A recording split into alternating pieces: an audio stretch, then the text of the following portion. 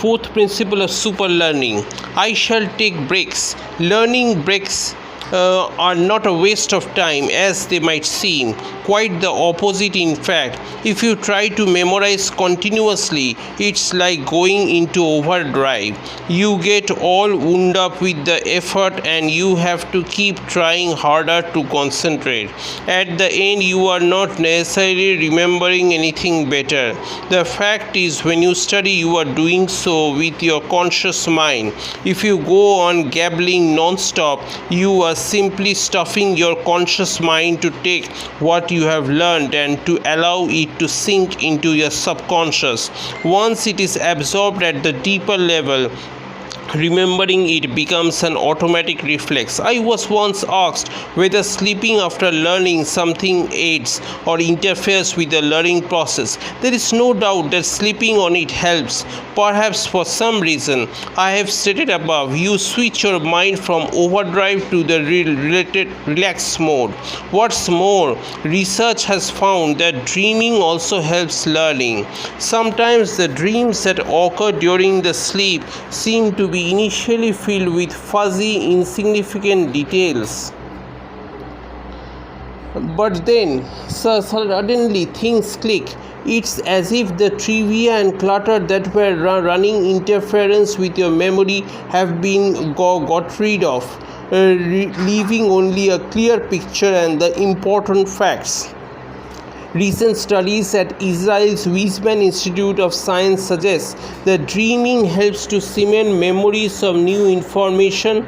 The researchers reported that people who were awakened during the dream phase of sleep did not remember a learned task very well, but if allowed to sleep undisturbed, test subjects performed newly learned tasks faster and better the next morning.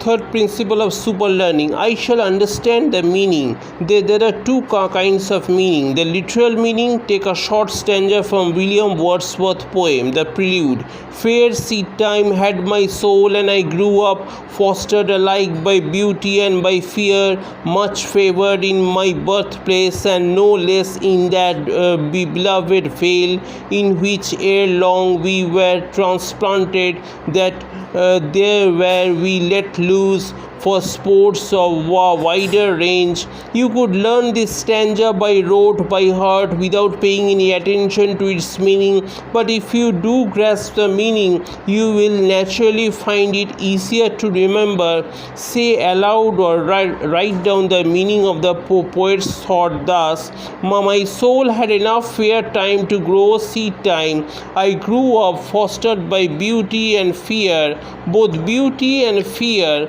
were much favored in the beloved vale to which we were transplanted before long. Ere long, there is in the vale we were let loose for sports of wider range. When you understand what the poet is trying to say, you are in effect relearning his thoughts and making them your own. After this, it becomes easier to learn the poem because you know what he means and you are able to anticipate what's going to come. The meaning in context, just as the meaning of a sentence puts it into an easy to understand framework, so does the meaning in context put it into an easy to link and remember framework. For instance, if you try and learn by heart the dates below, you may or may not remember them accurately, or at the very least you will have to put it in a fair amount of effort to memorize them. 1946, the first session of UN Assembly. 1947, India and Pakistan became independent. 1948, Myanmar, Burma became independent.